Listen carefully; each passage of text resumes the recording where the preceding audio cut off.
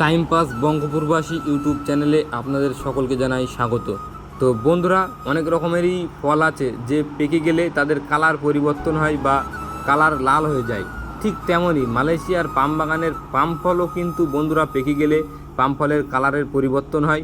সেই পাম ফল পেকে গেলে পাম ফলের কালার কিন্তু লাল হয়ে যায়। তো বন্ধুরা, মালয়েশিয়ার পাম বাগানের পাম ফল পেকে গেলে এরকমভাবে ঝরে পড়ে যায়, ঠিক সুপারির মতো। সুপারি গাছে যেমন সুপারি পেকে গেলে সুপারির কাঁদি থেকে সুপারিগুলো নিচে ঝরে পড়ে যায়, ঠিক তেমনি মালয়েশিয়ার পাম বাগানে পাম ফল পেকে গেলে পাম ফলের কাঁদি থেকে পাম ফলের বিচিগুলো ঠিক এইভাবে নিচে ঝরে পড়ে যায়। তো বন্ধুরা, সঠিক টাইমে পাম ফল না কাটলে পাম ফলের বিচিগুলো এইভাবে নিচে ঝরে পড়ে থাকে। তো বন্ধুরা, মালয়েশিয়ার পাম বাগানের নতুন নতুন ভিডিও পেতে আমাদের ভিডিওতে লাইক, কমেন্ট, শেয়ার করবেন, আমাদের চ্যানেলটিকে সাবস্ক্রাইব করবেন। অবশ্যই বন্ধুরা, আমাদের চ্যানেলটিকে সাবস্ক্রাইব করবেন, আমাদেরকে সাপোর্ট করবেন। তো বন্ধুরা আবারও আপনাদের সাথে দেখা হচ্ছে মালয়েশিয়ার পরবর্তী ভিডিওতে।